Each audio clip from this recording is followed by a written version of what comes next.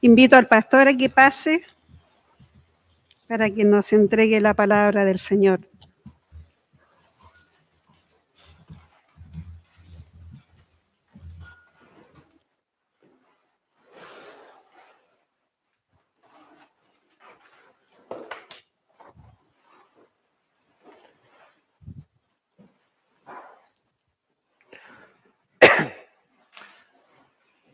Bueno, muy buenas tardes. ¿Me escuchan bien?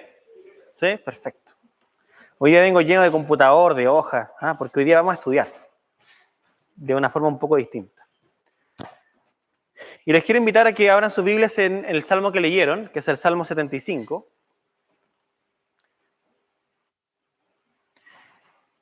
Y vamos a mantener hoy día de forma especial tanto la Biblia abierta como también vamos a usar el celular, ¿ya? Espero, bueno, no, esto no va a ser verdad, pero hubiese sido ideal que todos estuvieran en el grupo de oración, porque por esa vía voy a compartir dos archivos que ustedes los van a tener que abrir ahora mientras estamos estudiando, ¿ya? Yo sé que algunas personas que están hoy día visitándonos o naturalmente no están en el grupo, ¿ya? Pero ahí acérquense a alguien que sí esté y que pueda mostrarles el celular. Yo les voy a comentar al tiro por qué tanto protocolo, digamos, ¿ya? Pero denme un segundo. Ahí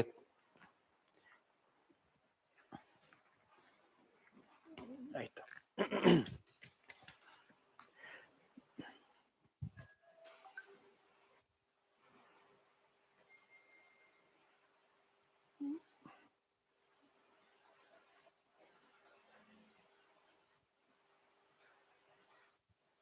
Déjenme ordenarme acá y ya les comento de qué se trata todo esto.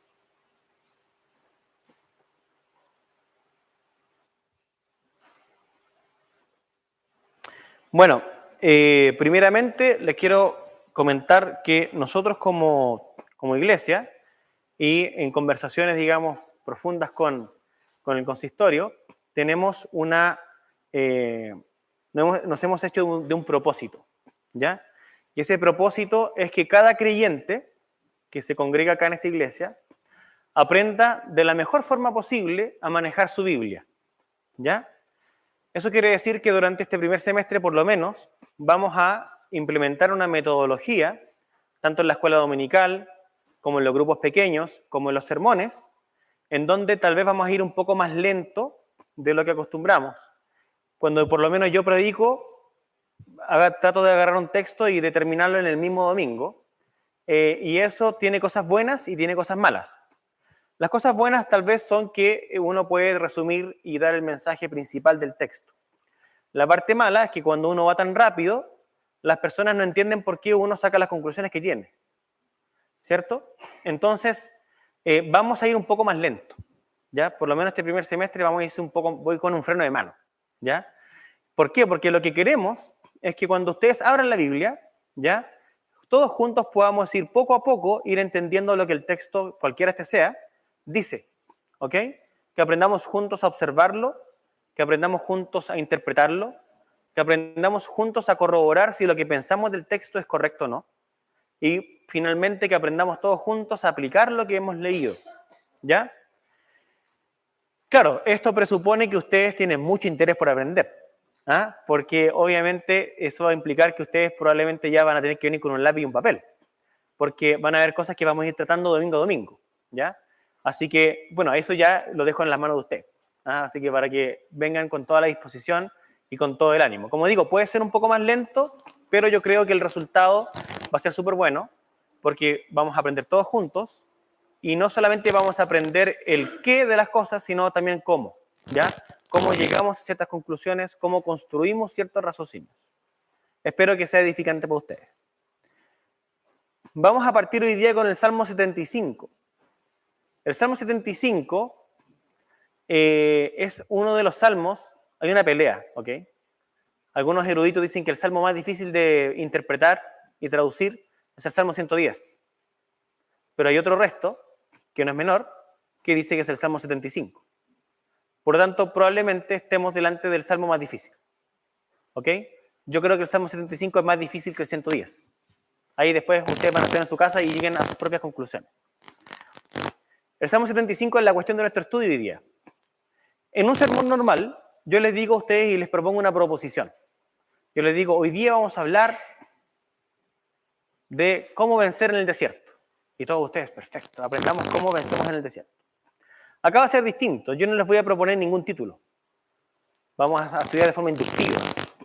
Eso quiere decir que al final vamos a tratar todos juntos de entender y de ponerle un título. Porque vamos a ir construyendo paso a paso. ¿Ya? Entonces, como tenemos harto material por delante, pero también les quiero dar una buena noticia para todos los que están ansiosos, es que hoy día solamente voy a trabajar el versículo 1. ¿Por qué suena así?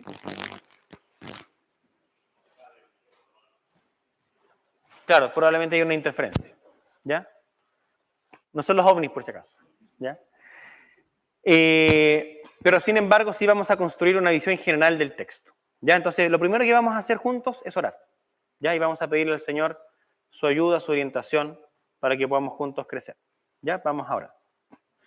Te doy gracias, Señor, por todos mis queridos hermanos y hermanas que hoy han llegado hasta aquí. También te doy gracias por todas las personas que están conectadas, que seguramente no son pocas, dada la restricción que se ha puesto para este culto, respecto de los niños que participaron del campamento y sus padres. Pero todos juntos, los que estamos acá y los que están más lejos, en esta mañana pedimos que tú nos ayudes. Y que tú nos ayudes de dos formas. Uno, abriendo nuestro intelecto para que podamos entender bien las cosas, pero más importante aún, para que tú abras nuestro corazón, para que podamos discernir espiritualmente las cosas. Te pido eso en favor de tu iglesia, en el nombre de Jesús. Amén. Perfecto. Hay 4 etapas que nosotros vamos a intentar repetir una y otra vez en el estudio de cualquier texto bíblico. Y estas etapas son observación, interpretación, correlación y aplicación. Eso ustedes no se preocupen porque se lo van a aprender, pero de memoria. ¿Ya? Si no es este domingo, en el domingo de julio, porque hasta allá vamos a estar insistiendo en este punto. Pues bien, lo primero que uno hace cuando se acerca a un texto es observarlo. Es tratar de mirarlo detenidamente, es tratar de entender bien qué es lo que se nos está proponiendo. ¿Qué se dice? ¿Qué no se dice? ¿Por qué se dice? ¿Cómo están construidas las oraciones? ¿Qué recursos ocupa un autor? ¿Ya? Espero que no sea esto fome para ustedes. Pero cuando uno observa el texto, lo primero que tiene que tener delante de sí es un texto. Por lo tanto, lo que les voy a compartir en primera instancia es mi traducción del texto. Y se las voy a compartir al grupo de oración. Ahí les llegó, ¿no? Sí, ábranla, por favor. En particular, vamos a trabajar en este sermón o en este salmo con una traducción nuestra, que es la que acabo de compartir. ¿Por qué? Porque este salmo es difícil de entender porque no es fácil traducirlo. ¿Ya? Y además que tiene algunos términos que son muy de la cultura de la época, que en las traducciones se pierden, porque obviamente las traducciones intentan que el texto sea entendible para nuestra época. Pero hay algunas figuras que si yo las transformo, pierdo el significado y luego me cuesta mucho hacer la correlación con otros textos. Si ustedes miran el texto que les acabo de enviar y traten de juntarse por ahí o ayuden ahí, yo podría traer cosas impresas acá, para el próximo domingo me comprometo a hacerlo. ¿Ya? Pero si ustedes se fijan allí solamente como modo introductorio, si ustedes leen en cualquier versión, por favor, los que tienen ahí cualquier versión de la Biblia, ¿ya? Esto es solamente un ejemplo, ¿ya? Fíjense ustedes lo siguiente. Fíjense que en el verso 4, léanme por favor el verso 4 de cualquier versión de la Biblia.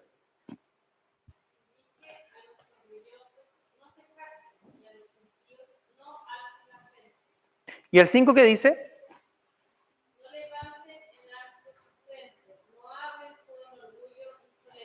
Perfecto, por ejemplo, esto es solo modo introductorio. Dice, no levanten en alto, ¿qué cosa? La frente, ¿cierto? El texto original, miren lo que yo les mandé, el texto original dice cuernos, ¿cierto? Entonces, fíjense qué importante, esto es solo modo introductorio, ya nos vamos a detener seguramente el próximo domingo en esto en particular. Pero en Apocalipsis capítulo 14 se habla de que hay bestias que emergen de la tierra y del mar, ¿cierto? ¿Alguien leyó alguna vez Apocalipsis? ¿Ya? Y dice que estas bestias tienen cuernos, ¿cierto? Bueno, si yo traduzco frente, pierdo la oportunidad de correlacionar el texto. ¿Me explico? Por eso es que las traducciones literales tienen una importancia importante. Porque si yo quiero entender bien lo que dice un texto, necesito la mayor literalidad posible. Porque ustedes han jugado este juego de las cartas, que uno va dando las vueltas de a poquito y uno tiene que encontrar la que era igual. ¿Se acuerdan? Si trabajo con frutas, voy con varias frutas y me aparece primero la sandía y en la carta 15 la sandía. Bueno, me tengo que acordar que en la 1 estaba y doy ambas vueltas para poder cruzarlas. En la Biblia pasa lo mismo, ¿ya? En la Biblia son como varias cartas que están boca abajo, tú las vas leyendo y cuando ya terminas de leer toda la Biblia, tienes que ser capaces de identificar la correlación que existe entre distintos textos, ¿ya? Entonces, esto es solamente a modo introductorio para explicarles por qué me di el trabajo de enviarles el texto traducido, ¿ya?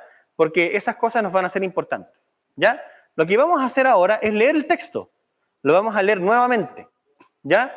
Pero vamos a leerlo de lo que yo les envié. Y los que no les llegó, ¿ya? Vamos a subsanar eso la próxima semana trayéndolo impreso y ustedes me van a hacer el favor de escuchar porque lo voy a leer, ¿ya? Entonces, para que todos pongamos de nuestra parte y no me peguen después porque no les llegó el texto, ¿ya? Perfecto, vamos a leerlo. Y lo primero que tenemos que destacar es que a veces nosotros leemos desde el versículo 1, ¿cierto? Pero no, el texto parte antes. El Salmo 75, esa palabra Salmo 75, no existe en el original, obvio. Pero de ahí para abajo todo es original.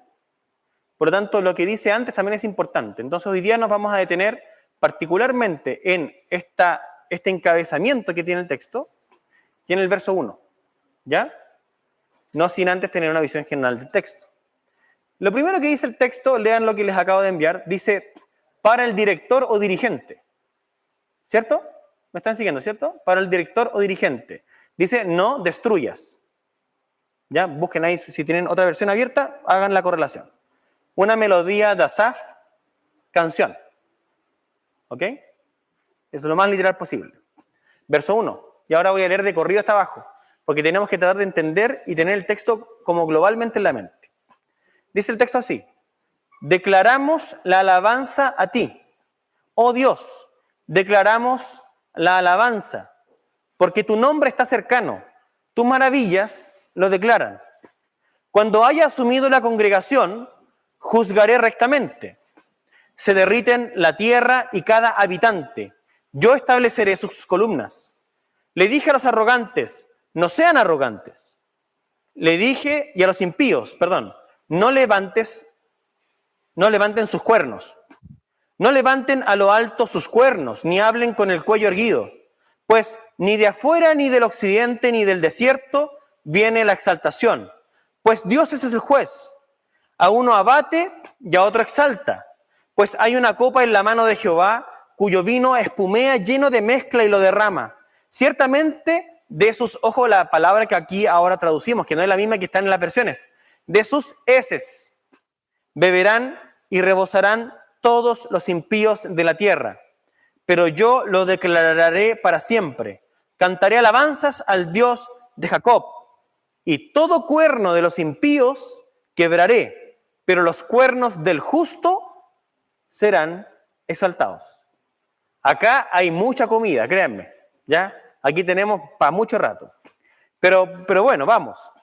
Lo primero que nosotros, cuando tenemos un texto enfrente, intentamos hacer, como les vengo diciendo, es observarlo, ¿ya? Y tratamos de observar y tratar de tener una idea del texto. Si ustedes están un día estudiando de la Biblia con tiempo en sus casas, lo que les recomendamos que ustedes hagan, ¿ok?, es no solamente que lean el texto, sino que lo escriban el texto. ¿Por qué? Porque es súper importante cuando uno estudia un texto, llegar a la conclusión de una estructura del texto. ¿Ok? La estructura de un texto es súper importante para poder entenderlo. ¿Ya? Entonces, bien, después piensen que ustedes ya hicieron todo ese trabajo. ¿Ok? Yo soy un facilitador solamente. Entonces, yo pasé la noche en vela y les traje ahora el resultado. ¿Ok? Y les voy a compartir un segundo archivo. ¿Ya? Y el segundo archivo es la estructura del texto. Y esto les va a llamar mucho la atención.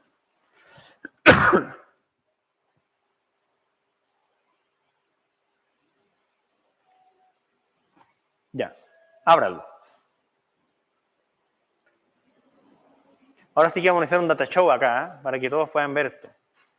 ¿Ya? Porque esto que les mandé ahora es re importante. Traten de abrirlo, y como les digo, insisto, si alguno de ustedes que tiene celular o una tablet se puede acercar a alguien que no tenga este archivo, era bueno que se acercaran. Bueno, voy a hacer como que si este archivo no existiera para que todos me entiendan. Pero los que lo tienen, apóyense desde allí. Este salmo es complejo, ¿por qué? Porque tiene muchas voces, ¿ok? Los pronombres cambian mucho. Es difícil de entender. Si ustedes leen el texto, fíjense lo siguiente que interesante. ¿Cómo va cambiando esto? Primero, el versículo 1 está escrito de forma plural, ¿cierto? Dice declaramos. ¿Quiénes declaran? Todos los que están diciéndolo, ¿cierto? Pero el texto cuando va avanzando, las voces van cambiando. Miren qué interesante. El verso 4 está en el singular, dice. En la primera persona singular dice, le dije a los arrogantes. Bueno, entonces, si todos declaramos la alabanza, ¿quién es el que le dice a los arrogantes? ¿No les cabe a ustedes esa pregunta? ¿Cierto? ¿Quién le dice a los arrogantes? Incluso más abajo dice, no levanten a lo alto sus cuernos. Incluso en el verso 9, también está en la primera persona, dice, pero yo lo declararé para siempre. Cantaré alabanzas al Dios de Jacob. Claro, si uno lee superficialmente, puede llegar a la conclusión de que, claro, es algo comunitario al parecer, y la primera persona singular siempre se refiere a la misma persona, que es tal vez quien está leyendo. Pero eso está mal. ¿Ok? No es así. ¿Ok? ¿Por qué? Porque este texto es un texto que fue escrito, ¿ok?, como una canción. ¿Ok? Esto es una canción. ¿Ok? Es una canción escrita para el pueblo que se reunía a cultuar. Y esta canción, interesantemente, y piensen que esto es muy antiguo, ya nos vamos a meter en esto, pero es importante determinar siempre los contextos, ¿ya? Vamos a ir a la parte del contexto en breve, pero primero les quiero dejar clara la estructura, ¿ya? Pero déjenme traer algo del contexto para poder explicar bien esto. Esto seguramente data aproximadamente del año 1000 a.C., ¿ya? Y quiero que por favor hagan conmigo el ejercicio mental de retroceder 3000 años en la historia, ¿ya? ¿Sí? ¿Pudieron llegar? ¿Ya? Solo 3000 años en la historia, ¿ya? 3000 años es mucho tiempo. Es mucho tiempo. Y uno piensa muchas veces que los cantos de Brooklyn, de las iglesias negras de Brooklyn, son un invento reciente, ¿ok? El negro espiritual, nacido a principios del siglo XX, digamos, de alguna forma influenció el nacimiento de la cultura negra en Estados Unidos y nos trajo como fruto gente como Whitney Houston, que cantaba espectacular y era capaz de tomar un texto y cantarlo el descueve. Pero no. Cuando tú analizas este texto profundamente, te das cuenta. ¿Han escuchado hablar de los cantos responsoriales? Incluso, bueno, en el canto gregoriano, incluso después en el Renacimiento, se escribieron muchos cantos responsoriales. ¿Qué son los cantos responsoriales? Cuando, obviamente, alguien habla una parte y la otra parte de la congregación responde, ¿cierto? Pues bien, este texto es más complejo que eso. Este texto ni siquiera es un canto responsorial. En este texto hay varios intervinientes. Les quiero mostrar en la estructura que, por una parte, acá en este texto está todo embutido, ¿ok? Por una parte está la congregación que canta. Por una parte hay un director, como si fuera si les gusta la música contemporánea gospel, busquen a Kirk Franklin, ¿ok? Es un tipo que dirige a mucha gente. Él prácticamente no canta. Yo uso la figura porque es la figura del texto, ¿ya? Él prácticamente no canta. Él simplemente dirige distintas partes de la gente que está cantando para hacer un todo coherente. Pues bien, en este texto hay un director. Ese director está ahí en el encabezado del texto. Dice al director, ¿cierto? Y fíjense qué interesante. Aparte del director, hay también una voz en primera persona que es el propio Dios. Hay alguien en el grupo de alabanza que hace las veces del propio Dios. Hay otro ciudadano que hace las veces de profeta. ¿Ok? Y el resto de la congregación también canta. Ok, ¿se pueden imaginar hace 3000 años la gente reunida cantando todos juntos cosas distintas? Parece que los cultos eran más entretenidos. ¿Ah? Y nosotros nos pusimos fome. Pero bueno, esa es una interpretación y una aplicación que vamos a dejar para después. Por ahora lo importante es ver en el texto eso. Y si ustedes ahora sí me permiten y vayan a la fotito que les mandé, fíjense que en la fotito que les mandé yo estructuro el texto y digo lo siguiente, que el texto tiene 5 partes. ¿Ya? Yo voy a ir avanzando de a poco para que ustedes vean esas partes. La primera parte del texto es el encabezado. El encabezado es lo que nosotros acabamos de leer. Para el dirigente, no destruyas una melodía de Asaf, canción, primera parte, una estructura, tiene la primera parte. La segunda parte es una declaración de alabanza a Dios que está en el verso 1. El verso 1 canta toda la congregación, ¿cierto?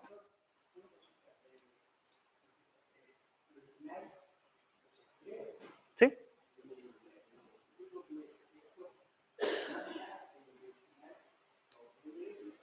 Exactamente, pero aquí estamos traduciéndolo al español. ¿Ya? Perfecto.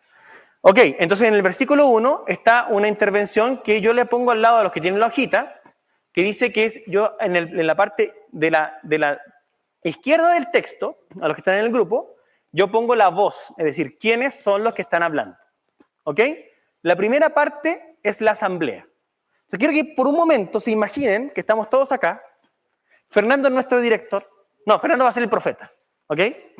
¿Ya? Yo soy el director y Nicolás va a ser el propio Dios, que va a ser las veces del propio Dios.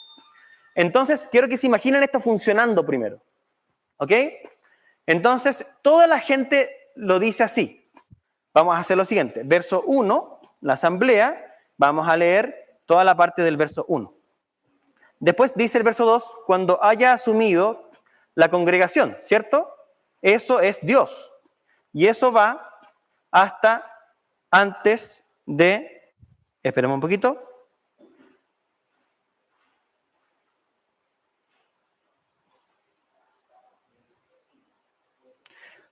Ya, vamos a hacer el siguiente ejercicio, porque yo de verdad que quiero que lo vean funcionando.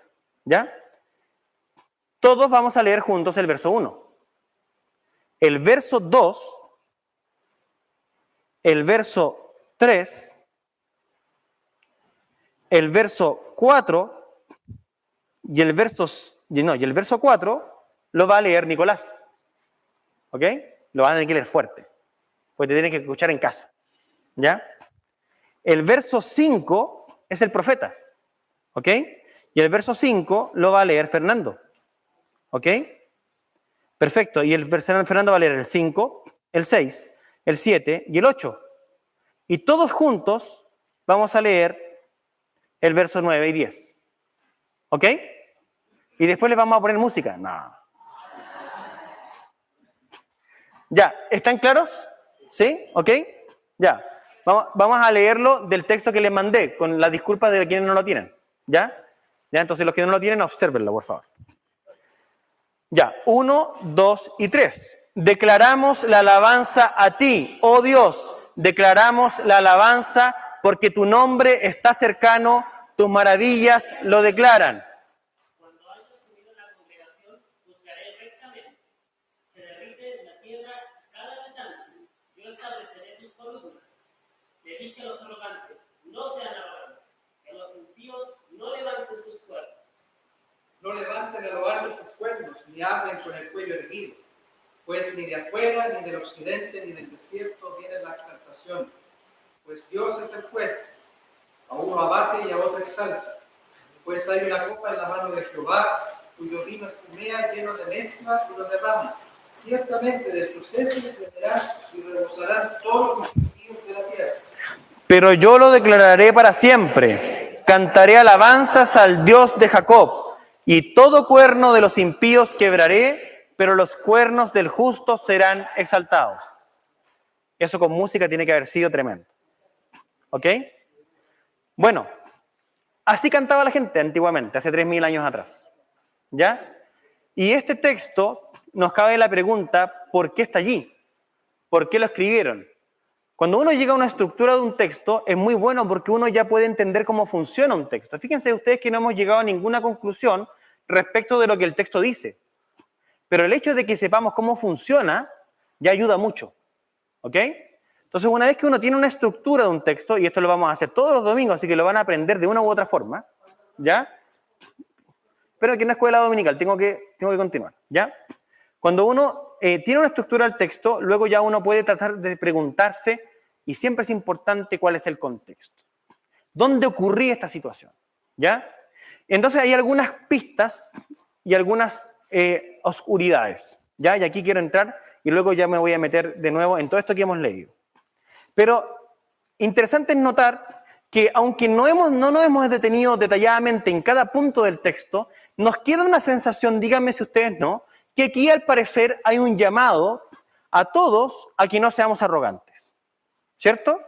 Y al parecer no hay que ser arrogante porque el Señor Dios es juez sobre todos nosotros, creyentes y no creyentes, ¿ok? Y Él va a juzgar a todas las personas. Y entre medio de todo ese revoltijo hay declaraciones de alabanzas a Dios. Todo eso tiene que decantarse en nuestra mente y tenemos que entender por qué está allí. Sería muy útil entender en qué contexto esto se cantaba, pero tenemos que reconocer al estudiar de que no hay ningún contexto histórico claro establecido en el texto. Y escogí este salmo, ¿por qué? Porque lo natural es que sí encontremos un contexto histórico que nos va a ayudar mucho a poder entender un texto. Pero obviamente me quise hacer cargo de algo un poco más complejo para mostrarles cuáles son las salidas que tenemos cuando eso ocurre. ¿Ok? Y interesantemente este es un salmo. Y muchos de ustedes, así como yo, cuando era más chico y crecí leyendo los salmos, yo pensaba que todos los salmos eran independientes y que todos los salmos debían leerse distinto del resto, y que cuando terminaba un salmo, el otro era otro tema completamente distinto. Lo interesante y lo que quiero avanzar ahora para mostrarles es que no es así. ¿Ok? Hay una doctrina que se predica, digamos, en la fe reformada ya desde el siglo XVI, XVII en adelante, y que es la inspiración plenaria de las Escrituras. ¿Han escuchado ese término? La inspiración plenaria de las Escrituras dice relación con que toda la Biblia, desde la primera hoja hasta la última, ha sido inspirada por el Espíritu Santo. ¿Ok? Es decir, que cada parte de la Escritura, independientemente de los más de 40 autores humanos que la Escritura tiene como un autor de trasfondo al Espíritu Santo. ¿Ok? Eso no es un dogma que haya sido impuesto en la Escritura, sino que es un dogma que se deriva de la Escritura. ¿Cuándo? Cuando nosotros la estudiamos detenidamente. Y acá yo les quiero dar un ejemplo. ¿Por qué? Porque ciertamente este texto no tiene ningún contexto histórico fácil de definir. Lo único que tenemos son circunstancias que el propio texto a la cual internamente el texto apunta, y algunos elementos externos que también están entrelazados y que dicen relación de lo mismo. ¿De qué se trata esto? No sabemos cuándo lo cantaban, no sabemos si esto era después de una guerra, no sabemos en qué circunstancia ocurrió, pero lo que sí sabemos es que acá obviamente hay un compromiso y hay un deseo de que Dios juzgue a la arrogancia, y el tipo que escribe o canta no quiere ser parte de esa arrogancia, sino que quiere comprometerse, al parecer, con un estilo de vida un poco más humilde. Pero no solamente con un estilo de vida más humilde, sino también, fíjense qué interesante con esto, porque aquí hay un conflicto, él quiere comprometerse con la alabanza, aunque las cosas estén en tiempos difíciles. Eso es súper importante. Ahora, ¿cómo nosotros vamos a llegar a eso? Cuando uno no tiene el contexto histórico a la mano, uno tiene que ir al contexto literario. El contexto literario es súper importante. Si tú lees una narrativa, es lo que naturalmente vas a hacer, ¿cierto? Si tú quieres saber por qué Pedro en una narrativa se hunde en el agua, tú lo que vas a hacer es leer los versículos un poco anteriores y entender que él había desafiado a Jesús a que si él era quien decía ser, lo iba a hacer a él andar sobre el agua. Y que en cierto punto él deja de mirar a Jesús y se hunde. Simple, si yo empiezo la lectura en donde Pedro ya está ahogándose, voy un par de versículos antes y ya entiendo por qué estaba allí. ¿Cierto? A eso le llamamos contexto literario. Es decir, el contexto, ¿cierto?, más cercano y más lejano en donde el texto está embutido para poder entender cómo funciona. Entonces, cuando tú estés en tu casa y tú leas un texto que no te funciona muy bien, que no entiendes mucho, lo que tienes que hacer es leer un poco más atrás, lee un poco más adelante y trata de entender cómo ese texto funciona en el todo. Y eso es lo que hay que hacer acá. El libro de los Salmos, ya, que era el gran himnario de Israel, si ustedes leen, tiene 5 libros. Si ustedes leen el libro de los Salmos, van a ver que dice en una parte, libro primero, libro segundo, libro tercero, y así, hasta el libro quinto. Este salmo está inserto en el libro, vean ahí, capítulo 73, hay parte, en el libro tercero. Y esto es muy loco de darse cuenta.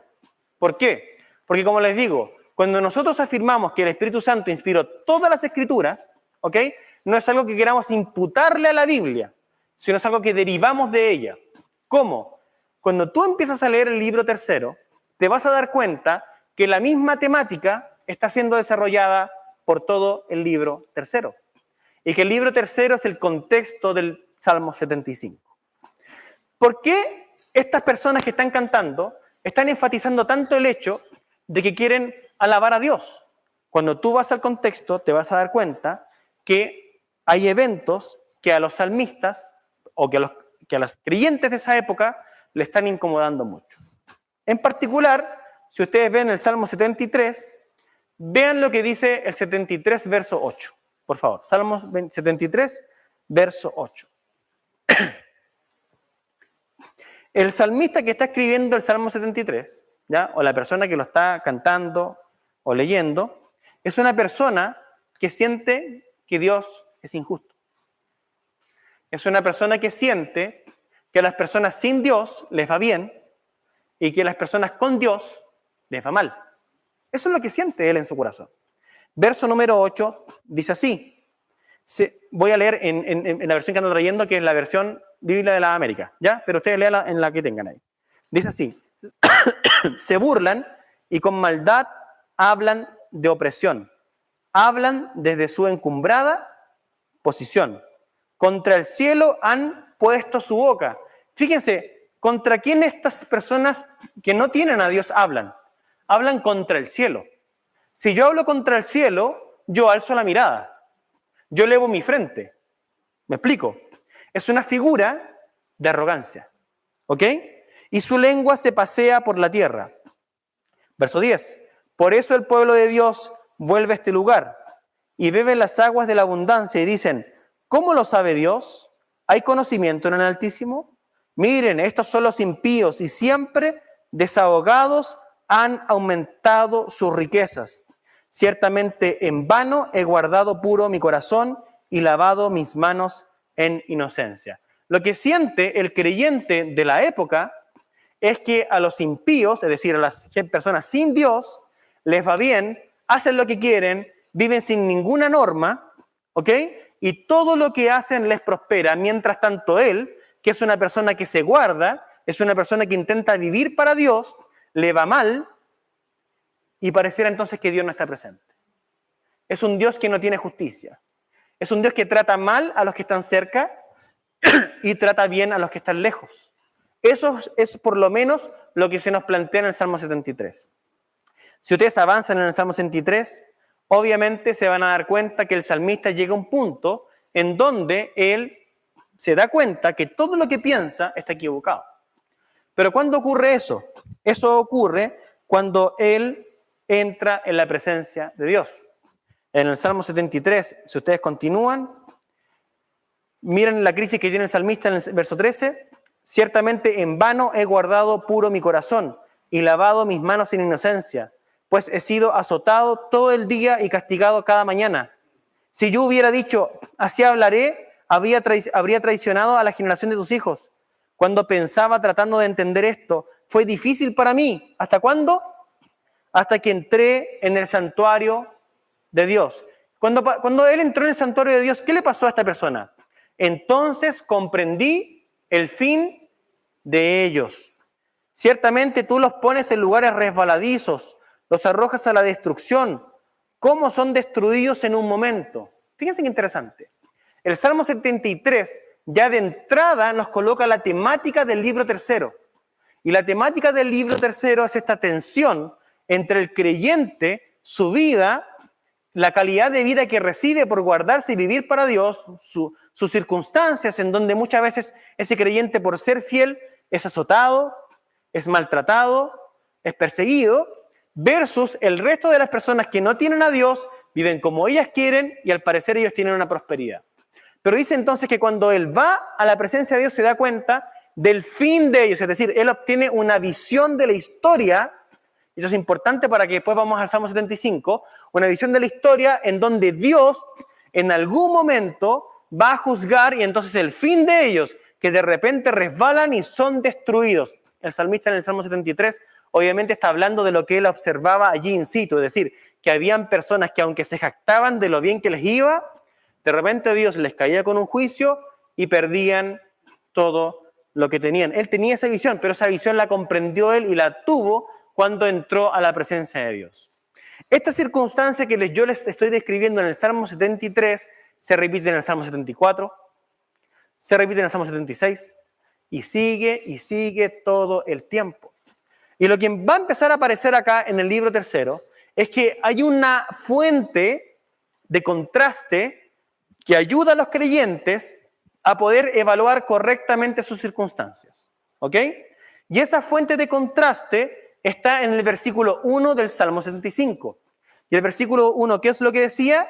Declaramos la alabanza a ti, oh Dios, declaramos la alabanza a ti. ¿Por qué? Porque tu nombre está cercano, tus maravillas lo declaran. ¿Qué es lo que todos los creyentes que pasamos por lo mismo del Salmo 73 pensamos cuando miramos que a los impíos les va bien? Dios no está cerca. Dios no está cerca. Porque si Dios estuviera cerca, me iría bien. Porque si Dios estuviera cerca, mis negocios serían prósperos. Porque si Dios estuviera cerca, no sufriría la burla de los demás. Si Dios estuviera cerca, yo sería prosperado y viviría en paz. Eso es lo que nosotros pensamos de forma superficial, sobre todo cuando somos creyentes de poco tiempo. Pensamos que la vida es más simple con Dios. ¿Ok?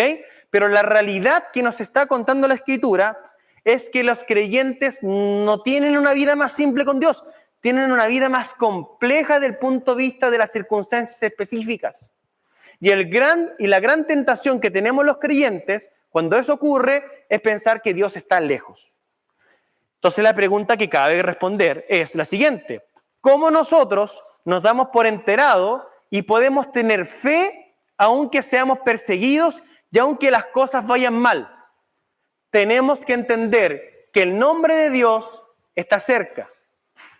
¿Y cuál es la fuente para poder entender que el nombre de Dios está cerca?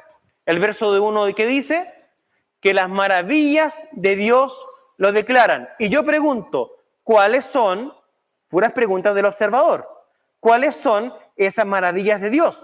No es que yo tengo que colocarle lo que yo pienso al texto, no. Yo tengo que encontrar en el texto la respuesta. Y si ustedes van al contexto literario, van a darse cuenta que hay dos familias de maravillas de Dios que estas personas están cantando. La primera familia de maravillas de Dios que ellos están cantando son las maravillas de la creación. Por favor, observen el texto.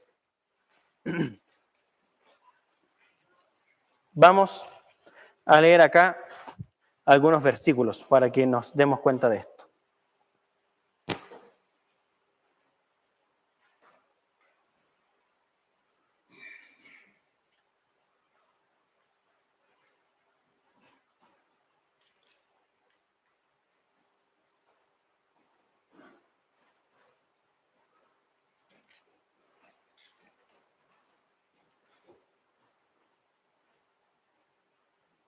Hay una mezcla, ¿ok? Pero miren por ejemplo, el Salmo 77, ¿ya? Salmo 77, verso 11. Dice de la siguiente forma: me acordaré de las obras del Señor, ciertamente me acordaré de tus maravillas antiguas. Meditaré en toda tu obra y reflexionaré en tus hechos. La obra de Dios, los hechos de Dios. Santo es, oh Dios, tu camino. ¿Qué Dios grande como nuestro Dios? Tú eres el Dios que hace maravillas. Has hecho conocer tu poder entre los pueblos. Con tu brazo has redimido a tu pueblo, a los hijos de Jacob y los hijos de José. Verso 16, las aguas te vieron, oh Dios, te vieron las aguas y temieron, los abismos también se estremecieron. Está hablando, fíjense ustedes, al parecer del paso de Israel por el mar en seco, en donde el abismo, que es el mar, se divide. Fíjense el Salmo 78, les quiero mostrar la coherencia del libro. Salmo 78, verso 13. Dividió el mar y los hizo pasar, y contuvo las aguas como un montón. Después los guió de día con la nube, y toda la noche con un resplandor de fuego. Partió las rocas en el desierto, y les dio agua tan abundante como las profundidades del océano. Verso 16. Hizo salir corrientes de la peña, e hizo descender aguas como ríos. ¿De qué están cantando acá la gente? Está cantando de las obras de redención que Dios hiciera en el pasado. Esto es tremendamente importante. Por favor, sigan leyendo. Voy a darme un salto grande. Quiero mostrarles cómo este libro está entrelazado. Vayan al último capítulo de este libro, que es el capítulo número 89. Y fíjense ustedes el versículo 49. Salmo 89, verso 49. ¿Dónde están, Señor, tus misericordias de antes, que en tu fidelidad juraste a David? Recuerda, Señor, el oprobio de tus siervos, cómo llevo dentro de mí el oprobio de muchos pueblos, con el cual tus enemigos, oh Señor, han injuriado, con el cual han injuriado los pasos de tu ungido.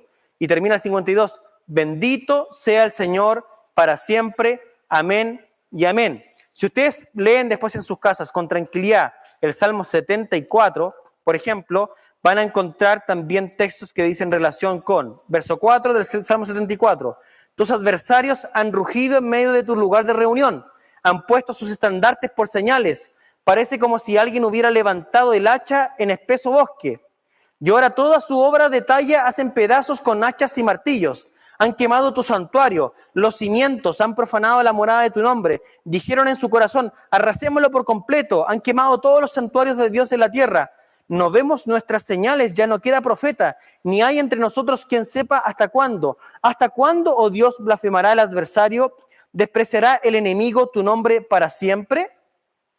Fíjense, le estoy leyendo todo esto, ¿por qué? Lo que les quiero mostrar es que hay una gran tensión acá.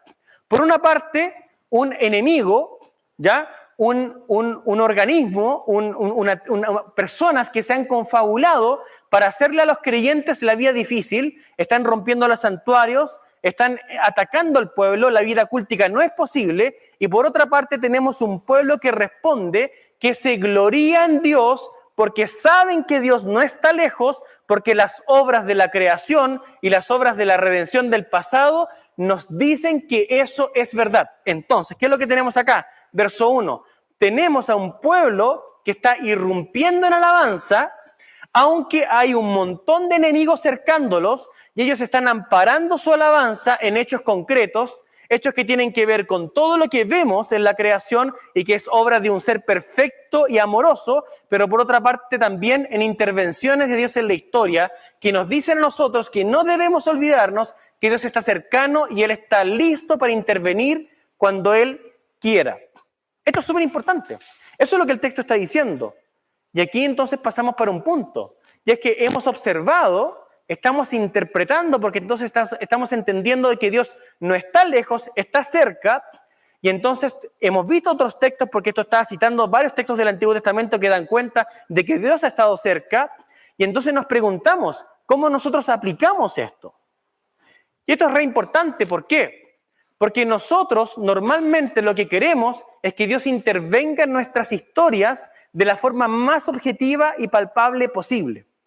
Pero lo que el texto nos está advirtiendo es que no siempre Dios intervendrá de una forma palpable en el momento librándonos de cada una de las cosas que vivimos, sino que más bien Dios, un Dios que controla todo, un Dios que controla la historia y que nosotros debiésemos guardar nuestra fe, aunque las circunstancias externas de enemigos que están presentes estén tan cerca que incluso puedan quitarnos la vida.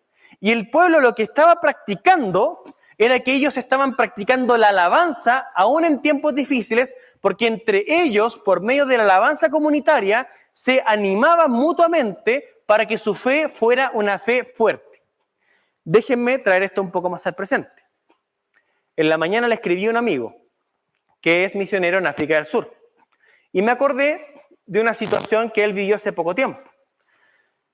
Este amigo mío que se llama Vinicius, ya que acá lo tengo, yo le pregunto, oye Vinicius, ¿cuál era el nombre de la aldea?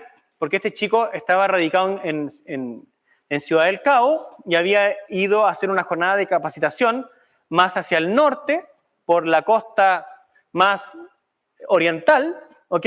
A algunas tribus que estaban por allí y habían algunas iglesias plantadas. Entonces él, con un grupo de presbíteros, viajaron para poder hacer la capacitación de esta gente. Yo le digo, oye, y una noche él me manda un audio y me dice, y no encontré el audio porque es muy atrás, ¿ya? Me dice, Rodrigo, por favor, muy afligido, ora por nosotros porque están habiendo ataques en las aldeas y hay grupos terroristas que están buscándonos para matarnos. Él en la noche me habla, ¿ok? Y yo despierto a la Paula y le digo, Paula, oremos por Vinicius, por Betty, que es la esposa, porque los chiquillos están en una situación compleja. Ok, el punto es que él consiguió huir. Él huyó la mañana siguiente a las 8 de la mañana de ese lugar y a las 8 de la tarde un grupo que se llama Al-Shabaab, así se llama el grupo terrorista, ellos invadieron la aldea en la cual ellos estaban se llamaba Mute, ¿ok? Y está en la provincia de Cabo Delgado, en Mozambique. O sea, estoy diciéndole algo que de verdad, pues no estoy inventándoles una noticia, ¿ok? Y traté de que fuera de la fuente más cercana para que ustedes también le tomen el peso de lo que les voy a contar. Esa misma noche, miren, voy a ponerles un audio acá. Meu irmão, em 3 anos foram quase 500 pessoas executadas. Quando eu fui lá, fiquei 3 dias. E no período que eu fiquei, houve várias trocas de tiros. Na última noite, na sexta-feira, houve um ataque e mataram 13 pessoas. Ya, después me manda el otro audio, ¿ok? Pero lo que él dijo acá es que en los últimos 3 años habían matado 500 personas. Y que esa noche, después en otro audio él me lo dice, a las 8 de la noche fueron estos tipos para allá, tomaron 13 personas y las degollaron a las 13. Entonces, lo que quiero explicarles es lo siguiente. Es que nosotros vivimos en una burbuja, ¿ok? Entonces, el tono del Salmo parece como muy lejano. Es como que imagínense que nosotros nos juntamos para alabar a Dios, porque Él es nuestro Dios, y hacemos este ejercicio en donde Dios mismo toma la voz en nuestra asamblea, y Él irrumpe el silencio y nos dice, tranquilo, si la exaltación no viene de afuera, ¿ok? Yo estoy en medio de la congregación, yo tengo un cáliz en mi mano, que era una señal de juicio, que lo vamos a ver la próxima semana, yo voy a juzgar a la tierra. Los fundamentos de la tierra descansan en mí, en mi poder. No tengan miedo del opresor. Pueden perder sus vidas, pueden cortarles la cabeza, pero yo soy el Señor. Y si nosotros hiciéramos eso y ellos lo hicieran para estimularse, lo cantaran para estimularse, ¿se dan cuenta del peso que esto tiene? O sea, lo que Dios quiere enseñarnos y lo que Dios quiere, en primer lugar, enseñarnos en este salmo es que nosotros tenemos que estimularnos mutuamente. Y una forma de hacerlo es a través de la alabanza. Por eso que en Israel, fíjense que ustedes qué interesante, cuando vimos la parte del encabezado, David estableció un grupo de personas exclusivas para poder componer alabanzas a Dios. Esto no está en la ley del Pentateuco. No son los levitas que tenían que hacerlo, no. Para David era tan importante la alabanza, para David era tan importante que el pueblo cuando se juntara a alabar a Dios y derramara su corazón ante Él, que él mismo, con plata del Estado de aquella época, financiaba a familias como Asaf, que era una familia, para que ellos se juntaran a componer, para que la iglesia cuando se juntara cantara y recordara que el Señor es el Rey, que Él los protegía. Entonces lo que se nos está enseñando acá es la necesidad que tenemos de nosotros entre nosotros mismos. La necesidad que tenemos de estimularnos a nosotros mismos. ¿Y qué cosa? Amparar nuestra fe, construir nuestra fe por las cosas, 1, que Dios ya ha hecho, 2, por las cosas que Dios hará. Y tal vez Dios, en una circunstancia especial, no nos salve en el mismo instante. Como estos creyentes, puede ser que nos degollen, puede ser que perdamos nuestra vida Pero la pregunta del millón es, ¿en esas circunstancias Dios está lejos? No es fácil de responder. No es fácil desde el punto de vista de nuestra existencia. Tú pierdes tu trabajo. ¿Dios está cerca o Dios está lejos? Tú pierdes un hijo. ¿Dios está cerca o Dios está lejos? ¿Dónde vas a amparar tu fe? ¿Qué es lo que va a alimentar tu punto de vista? Lo que alimentaba al pueblo antiguo eran las hazañas de Dios en el pasado. ¿Cuál es la obra más grande que Dios ha hecho en el pasado? La encarnación. La encarnación que no había ocurrido acá. La redención que ellos habían vivido era de Egipto. Esa es la redención que ellos conocían. Pero nosotros tenemos a nuestro favor, ¿qué cosa? La redención que Jesús ha hecho con nosotros desde nuestras almas que estaban aprisionadas por el pecado y por el infierno, y Jesús ha venido para libertarnos y traernos salvación hoy. Jesús ha venido para perdonar nuestros pecados hoy. Entonces, cuando tu fe flaquee, recuerda lo que Dios ha hecho en el pasado. Dile a tu corazón, Dios no está lejos, Dios está cerca. ¿Por qué? Porque su nombre está cercano. ¿Quién lo declara? Sus maravillas. ¿Qué maravillas? El sol que te alumbra en la mañana, la lluvia que te llueve cuando está la tierra seca, pero más allá de esas dos cosas que son tan importantes, el perdón de Jesús, la revelación de Jesús a tu favor. Quien vino a tu encuentro, quien perdonó tus pecados y quien te compró para sí mismo. Si tú eres capaz de cultivar eso en tu corazón, podrás vencer las circunstancias más difíciles. Hay otros elementos que tiene el Salmo, pero tenemos que en el versículo 1 al menos rescatar ese punto y rescatarlo en el contexto de la comunidad. Tenemos que estimularnos. Y quiero terminar con una segunda implicación y conclusión. Como les digo, aquí tenemos para harto estudio, pero que es importante. ¿Por qué? Porque en el encabezado nosotros descubrimos que esta era una melodía que se cantaba. Esta era una canción que se cantaba cuando la gente se juntaba. Incluso tenía una recomendación. Cántense como no destruyas. O sea, probablemente era como lo que nosotros le ponemos hoy día a los himnarios, ¿cierto? Más lentito, más fuerte, con más gozo, ¿no? Más contraído. Ellos tenían una forma de cantarlo, esto cuando se juntaban. Esto había sido compuesto por gente que ellos mismos tenían para que les compusieran. Quiero que pensemos por un momento en el ejercicio que eso implica. Pensemos por algún momento que nosotros como comunidad crecemos, maduramos y tenemos la oportunidad de tener gente que se dedique a tiempo completo para poder escribir, para poder hacer canciones que identifiquen nuestra jornada. Y ahora piensen ustedes en la humildad que requiere de cantar algo que otro escribió. Algo que un otro meditando lo trajo para que tú ahora lo medites y lo cantes. Pensemos lo que eso implica, la necesidad que tenemos de los demás, la humildad que debemos tener de reciclar la experiencia del hermano, de escucharla, de meditarla, de analizarla en la Escritura, de edificarnos a partir de ella. Así vivía el pueblo antiguamente. Así ellos conseguían estar unidos en sus jornadas más difíciles. Nosotros incluso, sin ir más lejos, ocupamos un himnario, muy bonito por lo demás, con muy bonitas alabanzas, pero todas escritas hace más de 150 años. Cantamos las experiencias de otra iglesia, de otro tiempo, y qué bueno que lo podamos hacer, pero quiero que entiendan lo siguiente.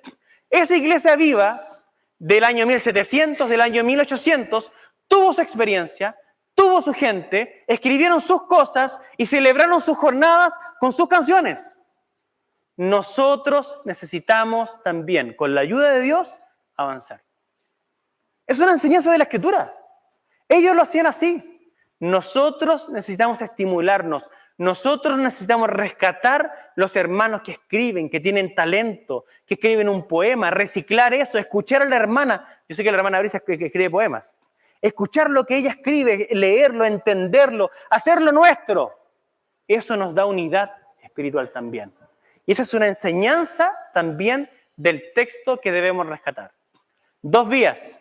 Por una parte, este aspecto comunitario que está encapsulado en el encabezado y en la primera parte del versículo 1, pero segundo también la actitud conjunta que tenemos que tener y dónde tenemos que mirar cuando enfrentemos circunstancias difíciles. Dios quiera que nunca llegue un tiempo tan difícil en Chile como para que enfrentemos cosas como las que les describí que se viven allá en Mozambique.